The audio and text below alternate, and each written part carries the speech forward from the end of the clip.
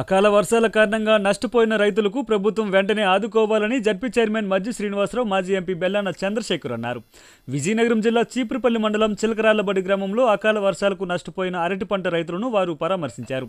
ఈ సందర్భంగా బెల్లాన చంద్రశేఖర్ మాట్లాడుతూ గత ప్రభుత్వానికి ఈ ప్రభుత్వానికి చాలా తేడా ఉందన్నారు.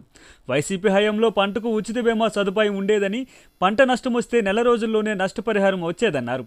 మొన్న జరిగిన ఈదురుగాలకి రాష్ట్రం అంతా కూడాను ఆ పరిస్థితులు బట్టి ఎక్కడైతే ఉంటుందో ఎక్కడైతే మన దగ్గర వరకు అరటి చెట్లు కానీ బొప్పాయి చెట్లు కానీ విపరీతంగా నష్టం జరిగింది రైతులకి. మరి నష్టాన్ని ప్రభుత్వం పోడ్చవలసిన బాధ్యత ప్రభుత్వానికి ఉంది, కూటమి ప్రభుత్వానికి ఉందని చెప్పి తెలియజేయడానికి ఇవాళ మీ అందరికీ కూడా ఇవాళ ఎంత పంట నష్టం జరిగింది అనేది పీకే పాలవలస గ్రామంలోని మీ అందరికీ కూడా ఈ గ్రామం తీసుకొచ్చి రైతులతోని మీతో మాట్లాడి తెలియజేయాలనే ఉద్దేశంతో ఈరోజు రావడం జరిగిందని చెప్పి తెలియజేస్తాం.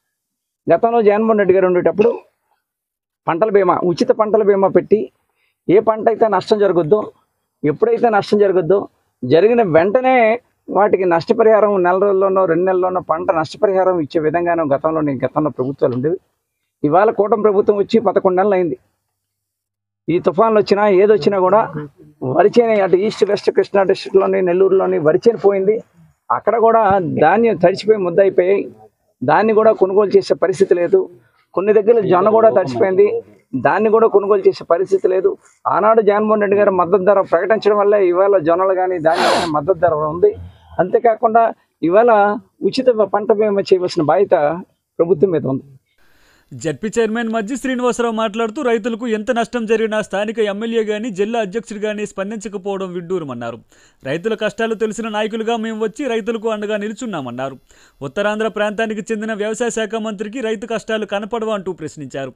6,000 కోట్లతో ధరలు స్థిరీకరణ చేశామని, ఏ రకమైన పంటనైనా కొనుగోలు చేస్తామని చెప్పిన వ్యవసాయ శాఖ మంత్రికి మజ్జి శ్రీనివాసరావు సవాలు విసిరారు. విజయనగరం జిల్లా వచ్చి చూస్తే రైతు కష్టాలు కనిపిస్తాయన్నారు. ఇంకా దళారుల చేతుల్లోనే మొక్కజొన్న రైతులు మోసపోతున్నారని తెలిపారు.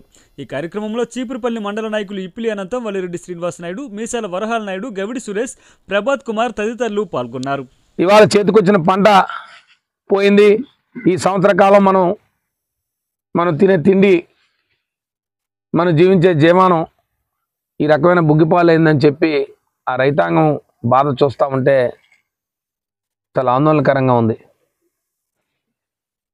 కానీ దురదృష్టం ఏంటంటే ఈ జిల్లాలో కనీసం ఏ ప్రజాప్రతినిధులు కూడా ఒక బాధ్యతగా రైతాంగం ఇంత కంట కన్నీరు కారుస్తూ ఉంటే మంత్రులు కానీ శాసనసభ్యులు కానీ ఈ ప్రభుత్వం నుంచి ప్రజాప్రతినిధులు కానీ ఒక్కరు కూడా వెళ్ళి రైతాంగాన్ని ఓదార్చిన పాపాన పోలే. ఇవాళ ప్రతిపక్ష నాయకుడిగా బాధ్యతగా రైతాంగం తాలూకా విలువ తెలిసిన వ్యక్తిగా, రైతు కష్టాన్ని తెలిసిన విలువ వ్యక్తిగా ఈరోజు వారు చెప్పి ఇవాళ రైతాంగాన్ని ఆదుకోవాలి, ఈ ప్రభుత్వాన్ని డిమాండ్ చేద్దామని చెప్పి వాళ్ళ క్షేత్రస్థాయి పర్యటన రాష్ట్రం అంతా కూడా వైఎస్ఆర్సీపీ శ్రేణులందరూ వెళ్తా ఉన్నాం. కానీ ఎక్కడా కూడా ప్రభుత్వం నుంచి స్పందన లేదు.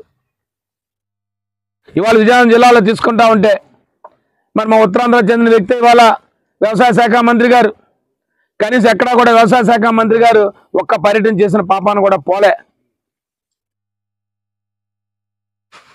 వ్యవసాయ శాఖ మంత్రి గారు మళ్ళీ చెప్తా ఉంటారు, మేము 6,000 కోట్లతో ధరల స్థిరీకరణ నిధిని పెట్టాం, రైతాంగానికి ఏ పంట అయినా కొనేస్తున్నాం అని చెప్తున్నారు.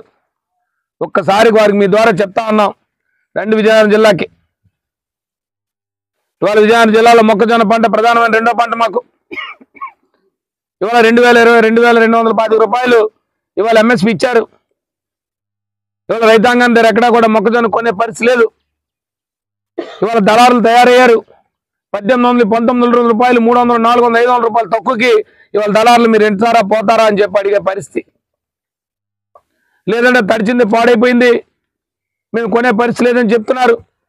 అంతేగాని ప్రభుత్వం ఎక్కడా కూడా మేము ఉన్నాం ముందున్నాం 2,225 రూపాయలకి ₹1 తక్కువైనా పలానా సెంటర్కి రండి అని చెప్పి ఒక్క ప్రజాప్రతినిధి మంత్రి కానీ, జిల్లాలో శాసనసభ్యులు కానీ, జిల్లా కలెక్టర్ గారు కానీ ఎవరు కూడా ప్రభుత్వం తరపున చెప్పే పరిస్థితి లేదు.